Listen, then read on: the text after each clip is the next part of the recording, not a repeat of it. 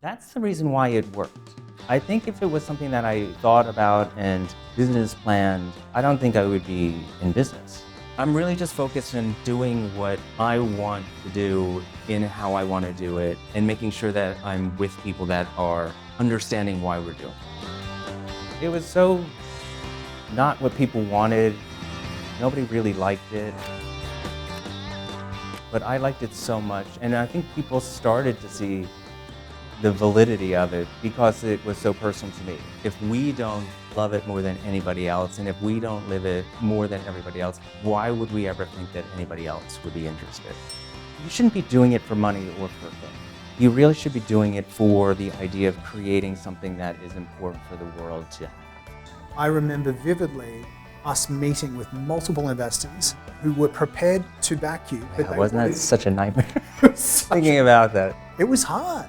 I only survived because of the first 6 years that I was uncompromising. You have to want to do it that badly that you have to figure out how to do it.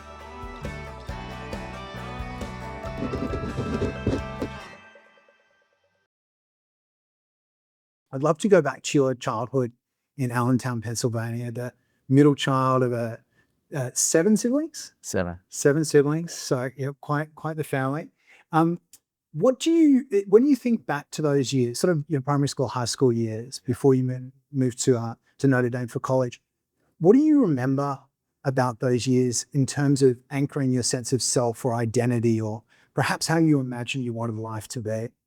I think anybody that's grown up in a big family, I think has a similar story in regards to you can kind of disappear in the group. And I was really the quiet one that really just did my thing and was, just very serious about I was serious about school and I was serious about swimming and tennis back when I was a kid as well.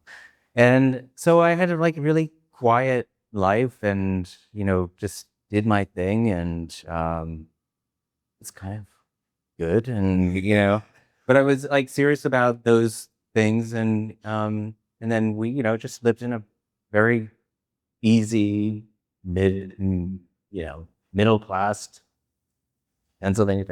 Was art or creative expression part of your reality then, or did that come later? I took art classes really up until high school. And it was my mother that really instilled that in us, in exposing us to playing an instrument, doing some type of artistic endeavor and, making sure that we were just more well-rounded. Yeah. Because my parents were very sophisticated and they were both attorneys. And right. So they were very serious about making sure that we were well-rounded. Right. Renaissance style, well-rounded. Yeah. But I have to say,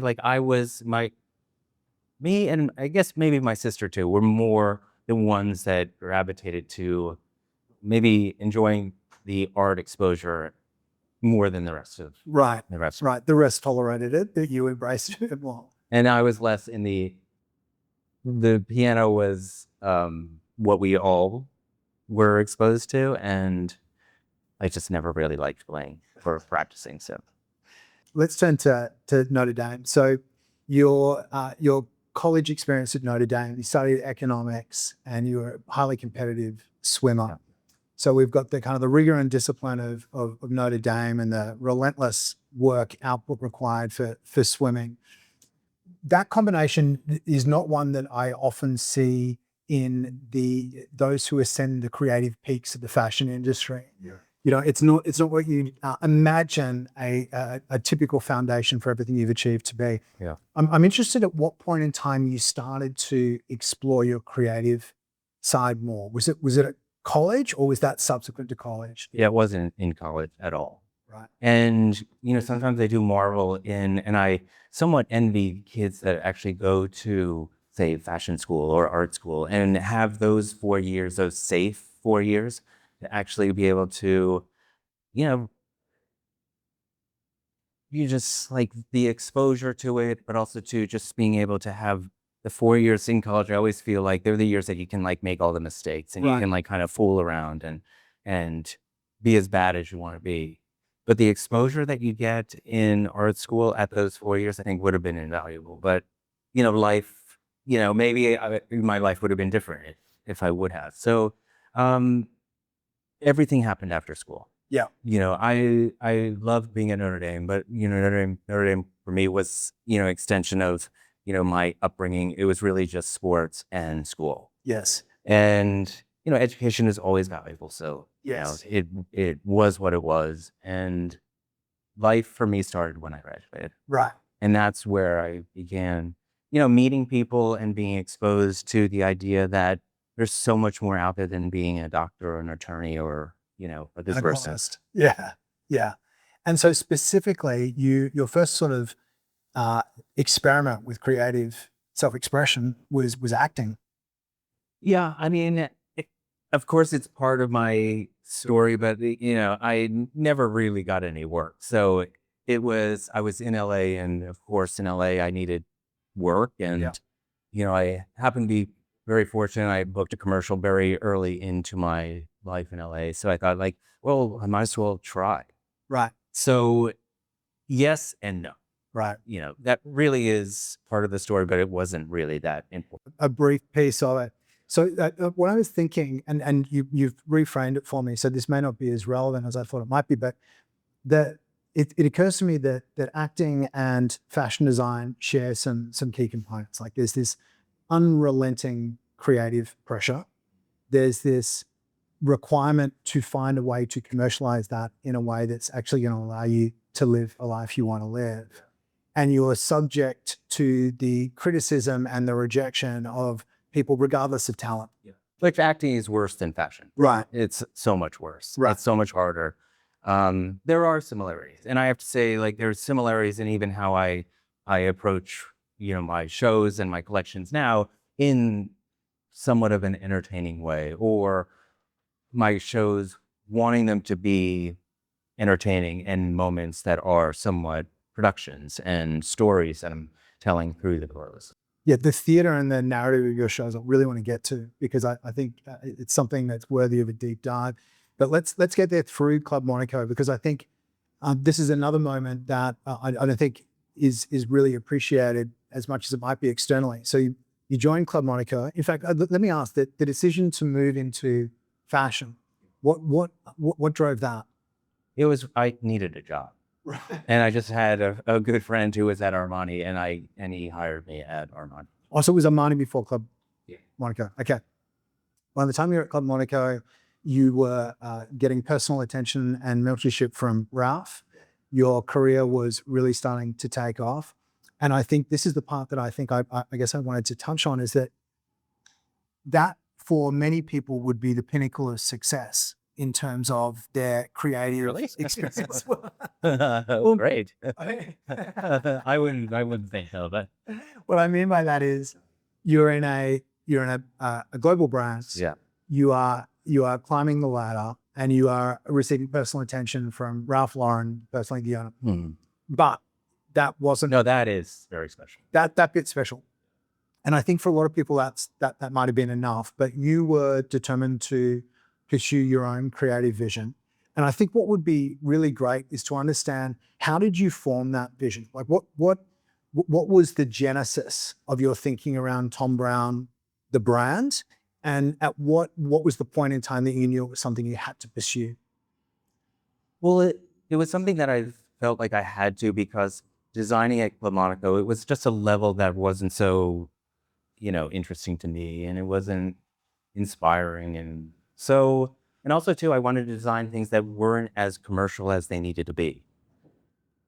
So really the tailoring idea, I did start initially at Club Monaco, and I tried to develop it there, but it just wasn't the right audience. It wasn't the right place. So, I really thought, if I was going to do it, because I knew I wanted to do something that was so personal to me, which was, an approach to tailoring that was new for people. And so I didn't really even have to think about it. It just happened. And then the idea of what it was, I didn't think about it. It was exactly what I wanted for myself. And, and I didn't overthink it. I didn't really think about it at all, other than I thought of I wanted it to be handmade tailoring, and I wanted it to be in the proportion that I wanted for myself. And that proportion was very different. It was something that made people look at it and think, what is it? Because I don't think it really is working. Yes. But for me, it was exactly what I wanted. So this is something I'm fascinated by, and I think we had this conversation when I first met you. Why suits? And that you're building a fashion empire, and a foundation of grey suits has been an extraordinary journey to briefly be a part of, and now to watch and appreciate from the sidelines. And I remember suggesting to you that, to me, the suit was kind of the epitome of conservatism, the epitome of the status quo, kind of this icon of the patriarchy. And the silhouette had evolved, of course, over time. But you could look at a suit from the 20s and look at a suit from the 90s before your arrival, and not see a huge amount. It's very clear that it had evolved, but not much. And it had evolved. And then you came in with a revolutionary approach. And that, to me, was both incredibly bold and courageous, highly disruptive to a market that at that point hadn't seen much change for decades. What led you, what gave you the confidence that this was the right time, the right look, the right combination, and that you'd really strike a chord culturally? I mean, I didn't think of any of that. It is as personal as that. I did exactly what I wanted for myself. And that's the reason why it worked. I think if it was something that I thought about and, kind of business planned, I don't think I would be in business. I don't think it would have lasted a couple of years. It was so not what people wanted. Nobody really liked it, but I liked it so much. And I think people started to see the reality or the validity of it because it was so personal to me. So in a weird way, I just was my own marketer at the beginning in this strange idea that nobody really understood or wanted. And then it eventually became something understandable because it was so real to me. Yes. But I didn't overthink it. And that's what I really tell to most designers nowadays, is like, do something that is so real to you, because nobody can take that away from you. Nobody can try to knock you off if you become successful, because it's yours. But I think sometimes when you overthink things, it just ruins it. I love that. I really want to come back to that. Let's move forward to 2009, because I think Dun, dun, dun. because to me, I think that period just epitomizes the tension between creative integrity and the commercial reality of needing to sustain it. And you spoke before about the importance of maintaining your creative vision, staying true to your creative path, and doing something that deeply resonates with you. Because, to your point, I love that point, that if nothing else, no one can ever take it away from you. It's so personal that you can sustain it through the ups and downs. Yeah. The temptation to compromise is less. And that's exactly what I want to touch on, actually. So when we first met, you had pieces hanging in the Whitney, you had critical acclaim from fashion royalty, you were distributed in the best men's boutiques around the world, right around the world. And you had a fiercely loyal following.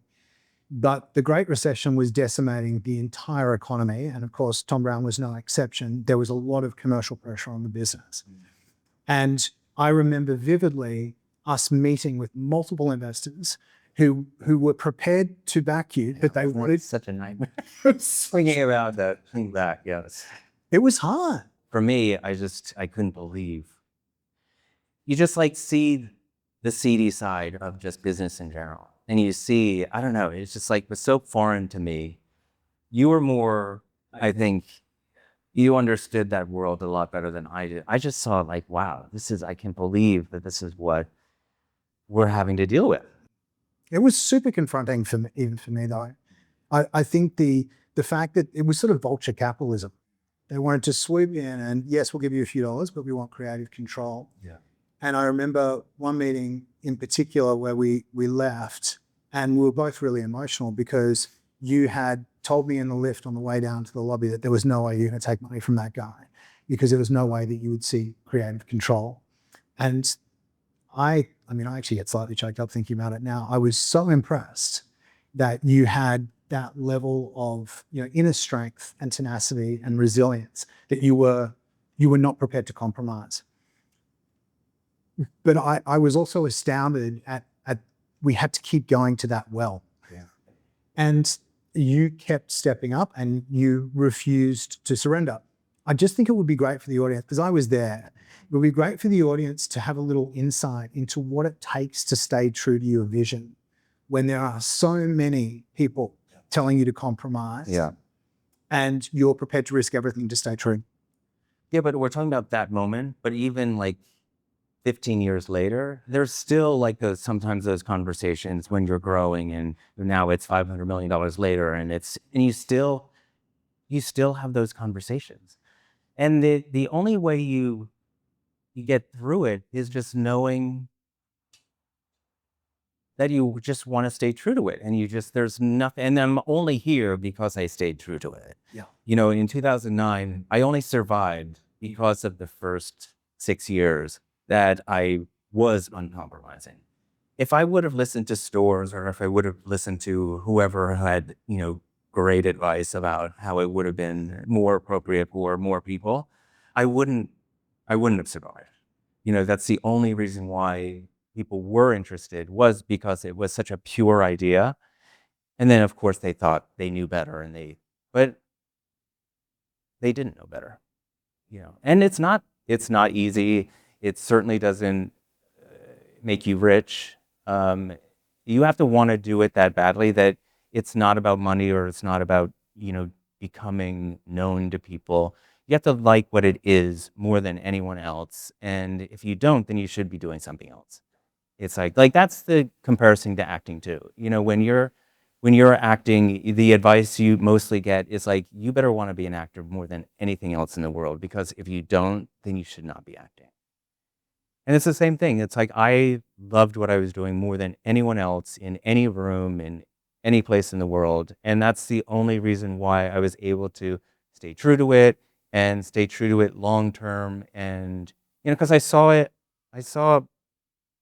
was always looking long term. I was, of course, focusing day to day to day.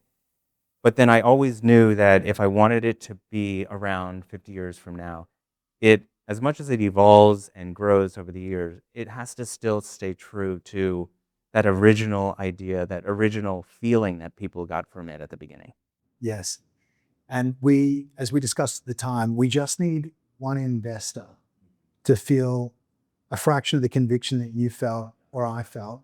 I had total faith and belief. We just needed one investor to agree. And eventually we found that initial investor in Japan, who, and I think this is worth sharing actually, because it perfectly validates your point.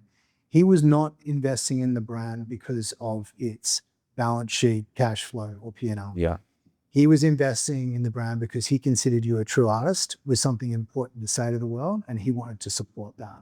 And I remember that exact message being delivered through the interpreter. I was, thank God, we found that guy. Yeah. I know, it was really a special moment. And even to this day, I have such, nice memories of Ishikawa-san because he just really was our savior. And all he wanted to do was save us. He could care less about making any money from Thom Browne. He just wanted to make sure that Thom Browne still existed. Yes. And that's very special. It's very special. It's very rare. Yeah. But as we thought and as was validated, and I think this is the message for designers more broadly and perhaps entrepreneurs in general, that you just need to find one person. So if you're looking for financial support, you need to find someone who shares the vision and the dream. And I wonder if you had a message for other designers and entrepreneurs on that point, beyond what we've already discussed. Is there anything specific you would say? I think, well, what we learned even through our experience was that we had to give some away along the way with that initial, partner too. So you shouldn't be doing it for money or for fame. You really should be doing it for the idea of creating something that is important for the world to have. And it should not be about holding on so tightly that, that you're giving part of it away. Not to say that you should be looking to give part of it away, Yes. but like sometimes you will have to, because of course there's a reality to, if somebody comes in, then there will be a reality of like maybe having to have them share in the growth of what it is as well, which is fair. Yes. But it doesn't take away from your just wanting to be the one that's creating the most special thing that you want the world to see. Yes. Yes. Easier said than done to stay that. No, it's not. Yeah. Well, it's hard if you make it hard. I don't remember it being hard to like kind of decide to, because all I wanted for us was to stay alive, Yes. because I knew I couldn't start over. Yes. Because there were a lot of people, as we know, that you said, like, I think the best thing is to, declare bankruptcy and start over. And that's the one thing I just think, I thought, like, there's no way I could do this over. Yes, you were crystal clear on that. Yeah. Yeah. Which was, and I think that partnership between creative and commercial, but as your CEO at that point in time, all I wanted to do was help you realize your creative dream, creative vision, in a way that was going to give you the economic rewards that you deserved. And because you were so clear on what the guardrails were, like, we won't do this, we will do that, we won't do this, it made my job a lot easier.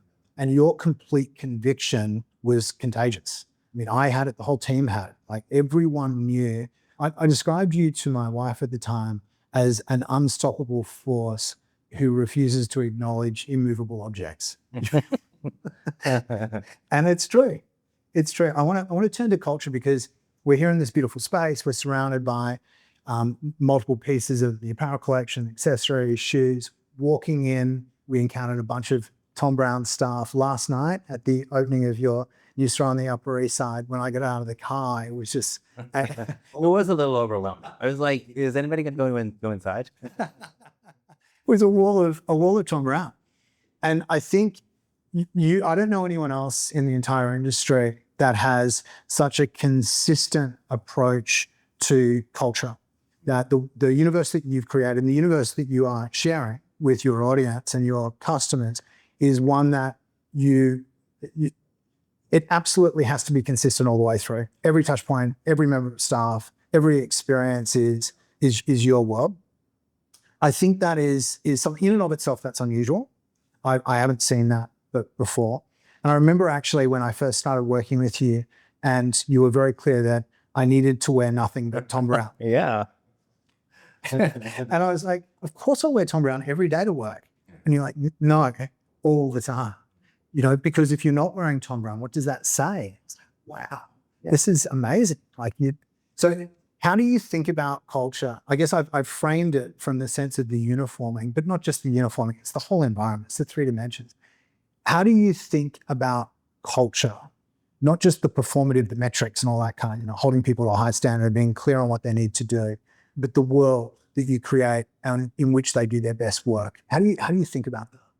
Well, it really starts as a simple idea. Like, if we don't love it more than anybody else, and if we don't live it, more than everybody else, why would we ever think that anybody else would be interested?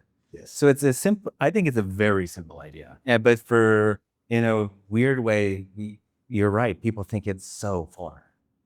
But I don't know, for me, that uniform idea, that focused idea it was a very conscious decision on my part at the beginning, because I thought, like, if I wanted to do something that was going to last, or I think the best designers or best architects, they have something that they've created that when you think of their name, you have an image in your head.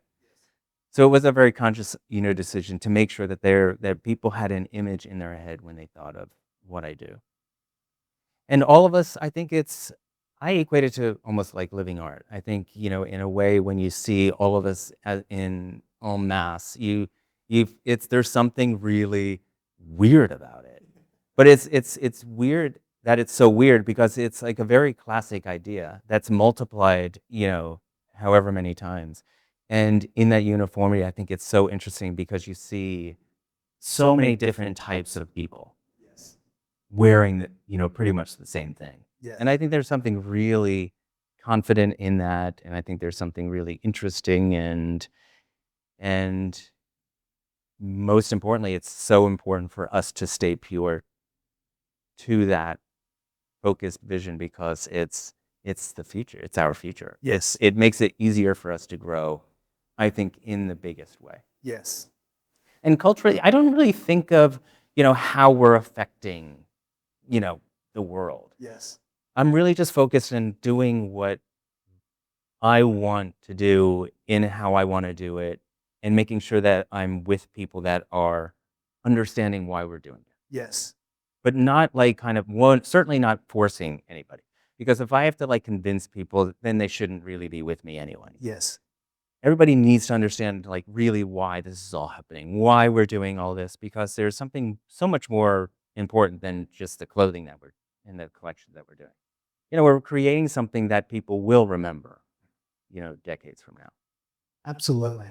And I think that is incredibly bold, very rare, and obviously effective. It's become self-evident. It's a blessing and a curse, though, sometimes, in regards to the business of Thom Browne, because sometimes people think like that's all I do. Right. When in fact, like you've been in my stores, you see my collections. There's so much more to it than that. But the classic idea, is where it all starts, and that's what makes, I think, the collections more interesting because they always start from that very classic uniform idea, which evolve and change and provoke in different ways every collection, and makes that gray suit interesting every season. That's something I want to come back to that in just a second, actually. The juxtaposition of the consistency and the structure and this wild reimagining of what it might manifest as, the theater, the avant-garde elements to the collection. I want to come back to that in just a second. There's just one thing I want to touch on first.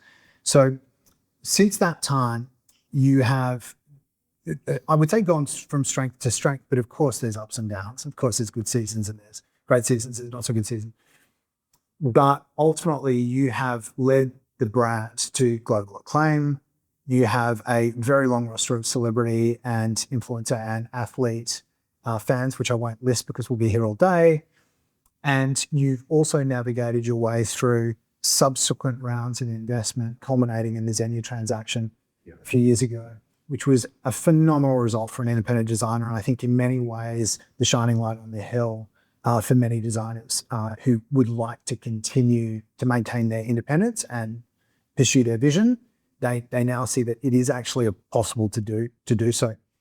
You've also recently taken on the chairmanship at CFDA. You got a bunch going on. Yeah.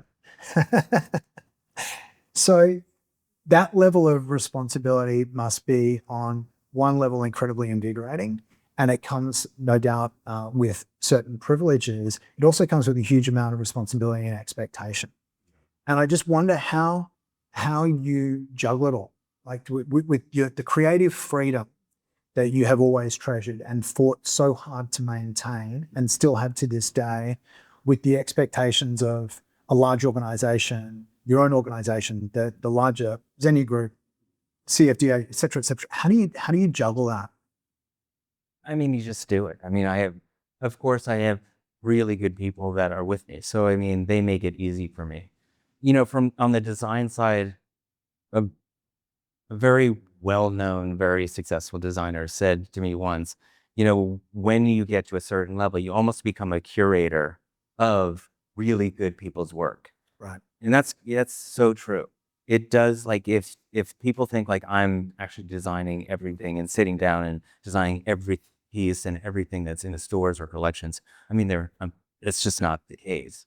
I have really good people. I have really good people in design. I have really good people, on the business side. And then I have a really good partner in the Xenia group in regards to supporting exactly what Thom Browne needs to be and do, and the importance of the conceptual ideas and the importance of the commercial ideas. So it's all doable because I have really good people around me. how far into the weeds? So I appreciate what you just shared in terms of course, you're not designing every last detail on every single piece because you'd need 3 lifetimes. Yeah. And you've got an exceptional team of very talented people and you're directing them. How far down that, like when you think of the way that you conceptually the way you conceive concepts and the way that then moves into thematics for the season and then moves down to the raw outlines of the collection, how far down in that do you like to go initially and then through the development of the collection? What works best for you? No, I mean, I do like to get involved in all of it. It's just that I have a lot of people that like facilitate all of it. But it really starts from the initial conversation and what the idea could be for the collection. And then, it's a lot of involvement along the way. So I am really involved still throughout the whole development of the collections and, working with and making sure that I give enough, space for everyone to be able to be as good as they are. Um, I micromanage, but I don't really micromanage. I am very, I, I'm very specific and I know exactly what I want, but I also don't micromanage in like crippling them and not being able to do maybe things that would surprise me or something that would make ideas better. So the initial ideas are always really close to being true to what you see at the end. Yes. But there's a lot of really good development and evolution along the way. Yes. Yeah. I mean, I've had the benefit of seeing how you work firsthand, but I thought for the audience, it would be good to understand as creative director how you manage so many moving parts and recruit and retain the very best people, direct them in a way that they're doing their best work season after season. I love what you said about giving them clear guardrails, but and these are my words, not yours, but the way I'll interpret it is clear guardrails, but also sufficient space to spread their wings. Yeah, yeah. Well, you have to. I mean, if you have good people, they won't want to be around if you don't let them do what they're there to do. But I mean, I think we get to do really special things too. Because I do feel like I have like really talented designers that get to create really interesting ideas and then get to create like really beautiful, plastic ideas as well. So, I mean, we do get to do a lot. And I think the shows are very inspiring to all of us. But even the idea of just making a really, you know, nice handmade tailor jacket is nice as well. So they really get to do like a full range of things, which Yeah. is important. Yeah. Stretch your creative wings here quite clearly. So I know you said earlier that you don't like to overthink things and you don't spend a lot of time contemplating the cultural impact of what you're doing. So my next question you're probably going to hate. I'm interested because I know you pretty well and I do tend to overthink these things. So I was wondering how you would respond to the idea that I think there's an element of what you're doing. I think of Oscar Isaac in The Skirt. I think of a drag queen in a 3-piece suit. And there's something super playful about that. And there's something interestingly subversive about it. And because I think it creates a conversation, some would argue a long overdue conversation about gender roles, about identity and uniforming and the way that we signify who we are and how we think. Yeah. And I think you have managed to create a conversation about that, perhaps unintentionally, although I think you're smarter than that, but perhaps unintentionally, that is both overdue and really powerful because it's not a bar fight. We're not yelling at each other on Fox. It's so subtle and so subversive that there's just a conversation starting to spring up around, well, why don't more men wear skirts? What's wrong with that? Yeah. So you've sort of come at a conversation that was, I think, just dissolving into two very entrenched sides. And you've come at it in a really playful way that in some ways is, I think, devastatingly effective. Do you think about that at all? Or now that I've asked a very long question, would you be open to thinking about it? I don't think about it so much. I like to put interesting ideas in front of people that are interesting to me. I don't overly think or overly politicize anything, because I think it becomes really boring when you feel like it's very heavy-handed. Um, I mean, it's funny because that one show that was my Why Not show, when I basically put all the guys in traditional women's pieces. And, it was as simple as why not? And in reality, when you saw them, they looked more masculine than sometimes even in their masculine clothes. So I don't overthink it. I don't, culturally how I've affected things, that's a question for somebody else to really answer. It's for you to answer in regards to what I have done. I think it would be somewhat pretentious and boring if I did overthink it, or I thought like, oh, how am I going to affect culture now? I think it's better that I just do what I do. And, I've done some, done some things in shows that even the world we live in, I probably couldn't do anymore. Um, and, after the collections were finished, some people imposed ideas upon the collections that were not my intent at all. And, of course, I'm respectful to other people's opinions, but, it's not always so fair to impose something upon me that wasn't the intent at all. Because I do sometimes. Sometimes for me, it's as simple as it's a simple, beautiful idea I want to put in front of people. Yes. And then unfortunately, like the timing of the world that we're living in at the moment, comes into the conversation, which wasn't the intent at all. And I have had those experiences, over the years with collections. But for me, I just like to almost be very childlike and create things that are funny, scary, or interesting, or ugly. Just like nothing that's just like kind of nuts. There's nothing I think more boring than something where you leave a show and you say, "Oh, that was nice. I don't want to do nuts." Let's not do nice. The you mentioned coming from that childlike perspective and the theater of the shows, and I often think of the dreamscaping. Often, not always, but you do play with childhood motifs. You do play with surreal settings, and it creates a real sense of ethereal possibility. It's a world in which anything can happen, and probably will. At the same time, there's a level of discipline and structure that is so clear in terms of the pacing of the shows, the set out of the shots, the cut, and that juxtaposition, that tension between something that feels so creatively untethered and free and kind of wildly ambitious with something that is still subject to structure and discipline in a healthy way, in a positive way. Am I way off piece here? Like, is that juxtaposition something that's real? Yeah, yeah. Yeah.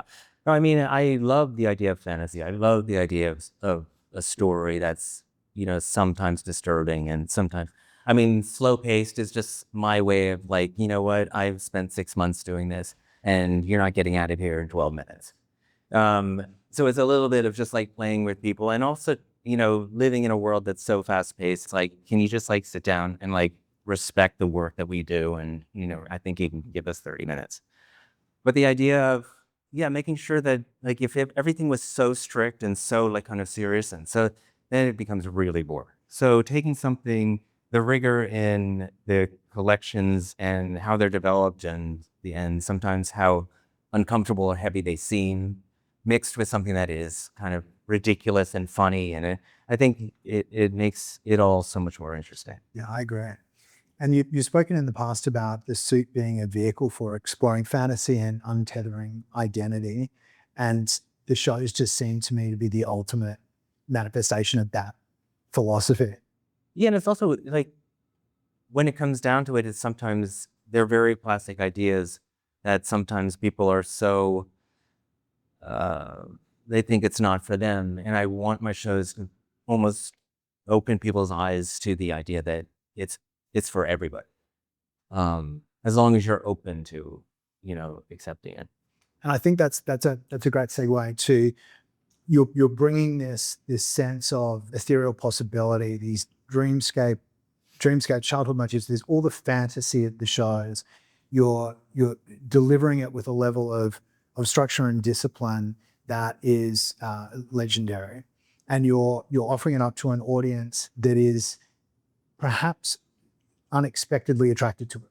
And I think you've taken the audience on a journey. You've always had your super fans, the Thom Browne tribe that have been there from the beginning, but the audience has broadened enormously. As you said earlier, that the breadth of people that want to wear Thom Browne for the moments that matter most to them is very broad, right across the pop culture spectrum up to high culture and everything in between. When you think about that tension between the creative intent that you have, the enormous effort you go to in manifesting that in a way that is beautifully rendered across the presentations, the shows, and the collections themselves, and then the world we live in at the moment and have done for a little while, I guess, which is a little bit in the moment, zeitgeisty, social media, can be a little bit superficial at times. And your vision is one that has rolled out over decades. And so many people are looking for their quick dopamine sugar hit. And I just wonder, what advice could you offer designers who are struggling with that tension between a creative vision that frankly will take decades to fully realize, and the needs and expectations of a market that expect instant gratification? You better really want to do it. To your earlier point. Yeah. Because we lived through it. The reality of, expectations, any type of expectations on, almost being able to sustain yourself with an important, interesting idea from the very beginning is almost not real.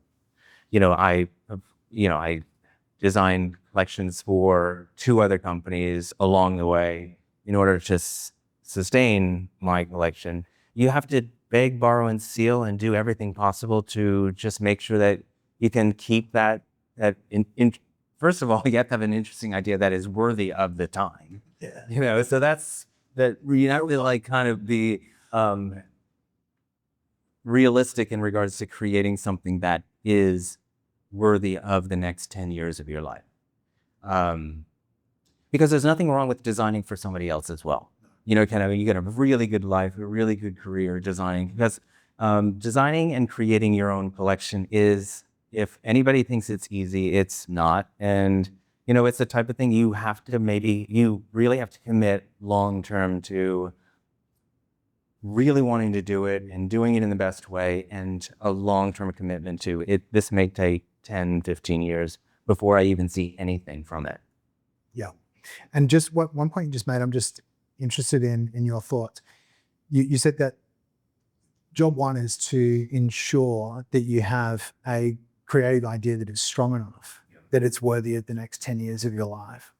And at the same time, you've spoken about that is it. Well, I'll just ask the question: does that come from within, or is that? Yeah. You have to believe in it so wholeheartedly, and you have to love it more than anybody else. Because most people, if it's really good, most people probably won't understand it at the beginning or want it at the beginning. And you have to want it and understand it more than anybody else. So as chair of the CFDA, this brings me to your mentorship of young designers at the CFDA, because you've got a very clear message and you just delivered it. And that is that the creativity needs to be their highest priority, pushing their boundaries creatively, really kind of firming up what their creative vision is and shaping that needs to take priority over short-term commercial priorities. So there is a clear hierarchy, I guess. Creative is more important than commercial. And I couldn't agree more. Obviously, to state the obvious, I think we're on the same page on that. That said, it is something that I think many young designers find very, very difficult to manage. How do you think about fully your mission in that role? How do you feel about being as impactful as you can be with the community of designers that are part of the CFDA? And how do you mentor to that end? I think my most valuable contribution to being the chairman of the CFJ is leading by example. My advice or my story is my story, and that's all it is. I think it's something to listen to, but I think every designer has to really figure it out for themselves. They cannot do what they need to do exactly the way that I did it. I mean, I wouldn't want them to go through what we went through in 2009. I think it's just like you have to be smart about it. You have to like figure it out. And you have to want to do it that badly that you have to figure out how to do it. Because how I did it is certainly not how you should do it. You have to like, be smart about it. You have to create something that's beautiful, interesting, and worthy of people's attention. And figure it out. And, you know, sometimes I don't know what advice to give other than what I did was this, and take it for what you, but don't like think that this is exactly what you should be doing. You need to figure it out. It's as simple as that. So in the detail, absolutely, I'm going to figure it out. But I think you've also been very clear that, let's put it kind of strategy versus tactics, if I want to be silly and talk about in commercial terminology, but strategically, you're very clear that the creative vision and pursuing it with real authenticity and integrity over the long haul is critical. So that's kind of a non-negotiable. And then in terms of the detail, you know, the specific brand, its promise, its assortment, who it sells to, et cetera, yeah, figure it out. But am I right in saying that at the top of that hierarchy, you're adamant that your creative vision issue with real integrity is critical? Yeah, it has to start from something that's really, really good and really important. And it has to start from a pure creative point of view. It can't, you know, of course now, 25 years in, I can think sometimes in commercial ways because there's a strong creative foundation that, you know, it doesn't take, as long as it doesn't compromise the creative foundation. But it has to start from something purely creative. And that's what I say to all of them. It has to start from creativity. Yes. If it's not starting from creativity, then look, you might have a business that's successful, if that's your choice, then great, go for it. But I think the world really needs the next generation of important designers. Are you seeing some emerging? There are some good ones out there. Yeah. And in terms of the way that you're mentoring them, that is the core message that you're delivering? Yeah, I mean, I'm like real tough love kind of mentor in regards to like, if you think it's hard now, you know, good luck. That was, I would say, you know, when you said you wouldn't want a designer to go through what we went through in 2009. On the flip side, I think what we went through in 2009 cemented and anchored your conviction around your vision. Like having gone through that, what could stop you? Do you know what I mean? Yeah, but also too, I mean, you think like, oh my, it gets easier and easier as you get bigger and bigger. And it's the exact opposite. It gets harder and harder. It gets more and more, harder and harder. And, you know, it's like people ask you to get away. And it's like Andrew's the same. I mean, we never really get away because it's such a part of who we are. And so that's, you know, kind of, you get what you ask for. And I wouldn't change any bit of it. But yeah, I mean, I lose sleep over the smallest things still because I just don't want anybody to ruin it. I love that attention to detail. You mentioned Andrew. I just wanted to touch on what do you do restoratively in terms of, you know, the creative output is prodigious. Anyone who knows anything about what you do, and there'll be people in the audience who do and people who don't, I can attest to how energetically demanding that is. It's demanding intellectually, it's demanding, I would say almost spiritually, without wanting to sound woo-woo. You give a lot of yourself to be able to create at that level with that breadth and depth. What do you do to, you mentioned you don't get away a lot. You've got a fabulous relationship with Andrew. How do you think about keeping your creative cup as full as possible?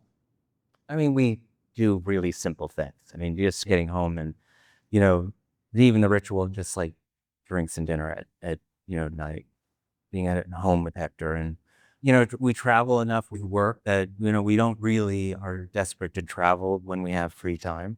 And we travel to nice places. So it's not like we're not going to like Menominee Falls, Wisconsin, or something like that. No. No disrespect. And no disrespect to Menominee Falls, Wisconsin. If anybody lives in Menominee Falls, I think my audience is very small. yeah. And so it's easy because we really like just be with each other, and Andrew, of course, inspires me so much. But we are good at not like always, bringing work home as well. That's tricky. That's tough, isn't it? Well, it is because we always bring it home, but we are very good about not always, talking about it. Yeah. Because you've got that, Thom Browne, the man, and Thom Browne, New York, the brand. And that's hard enough to separate Are itself. they different? What do you say? Well, are they different? No, they're very intertwined. Yeah, very intertwined. Distinct but intertwined? They're not the same thing. They're pretty close. It's hard to no, it's hard to separate the two. I am my, Absolutely. Yeah, absolutely. And I'm not sure you need to. It's just interesting to consider, what do you need to? What is the benefit of that? I don't think you should want to. I think that's almost the point that we're making here, right? You have to love it more than anybody else. I mean, and I am Thom Browne. Yes, you are. As horrible as that sounds. All right, I'm almost ready to let you go because I know how busy you are. But I think your impact on culture, which I know is not something you want to overthink. We've covered that. Yeah. But it's real. So it continues to impress me how impactful you've been culturally. And that has led for you to life-changing creative freedom and life-changing economic reward. And I think that message to me is proof. It's to the point you were making earlier about when you're mentoring young designers, that your life story should serve as a shining example of what's possible if you have the tenacity and the stamina, not to mention the talent, but the tenacity and stamina to stay the course. When you think about, I don't want to get all weird and talk about legacy because you're not going anywhere anytime soon. But if there was a lesson, let's not talk about legacy. If there was a lesson that you would consider, one you hope others could take from your experience to date, and it's continuing, you're not done yet, but for not just young designers and those in the fashion field, but creators of all description who are struggling to find their own purpose, or if they've found it, struggling to stay true to it with all the commercial pressure around them. How would you summarize it? I think it's as simple as just staying true to yourself. I mean, it's that simple. And that's the one thing I take from my parents. My parents were always good and just making sure that you should be able to do anything you want, just as it'll be the most valuable if you stay true to yourself. Yes. Great message. So last question, I promise. Dostoevsky, the famous quote that everyone loves, which, beauty will save the world. And as we know, he wasn't speaking of beauty as skin deep. And as someone who thinks about this a lot and has created an awful lot of beauty over the years, how do you think of the potential for beauty as a force for good in the world? Well, I think when you create something beautiful and yeah, you're right. Beauty is different for everyone and anything. I think everyone is desperate for something to inspire themselves. And I think beauty is something that does inspire.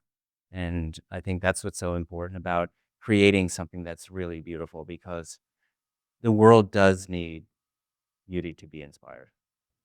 I couldn't agree more. Thom Browne, thank you very much. Thanks, Josh. I loved it. You're good at this. That is a huge compliment. Does it mean we can do it again? Hey, Thank you yeah, so come much. down to Sydney. Yeah, what's overdue? You haven't been, have you? I was in Sydney in 90, I think 1990. Okay. Well, that counts as that's a long time ago. Yeah. Come visit. We'd love that. I mean, Australia and me. More broadly. I'd love to do it again. Thank you so much for your time, Thom. That was awesome. Great. Oh, Thom, we could talk all day. I know you've got a schedule ahead of you, but that was fantastic. Thank you. And thanks for going to a couple of places I know you don't really love going, around cultural impact and all the rest of it. I know that's not your favorite topic, but Well, no, it's not that it's not, but it is like, it's for other people to, like, really, I think, answer. yeah, I think it's somewhat pretentious when people talk about their own cultural. you're right.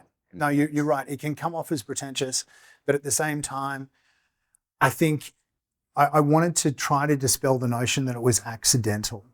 Like, you don't have this impact over 20 plus years. Yeah. You know, like and I don't mean, by saying it's not accidental, I don't mean it's contrived. But the way, there's something in here, the way you think about what you do it is provocative, and it is sparking conversations that need to be had, and it is changing culture. Yeah. Yeah. But it's very humble of you not to want to talk about it. So I'm sorry for trying to. Well, because, even as provocative as the ideas are, they're not like, it's not like, I don't over intellectualize them. No. I don't overthink them. I don't over intellectualize them, because I think it could become so heavy handed. And then also too, I mean, you have to give a little bit to luck and timing too. Sure. But you don't get lucky so many times. Yeah. Every now and then we need a little luck. Yeah. There's a whole lot of creativity and hard work though. Yeah. Yeah. Thank you.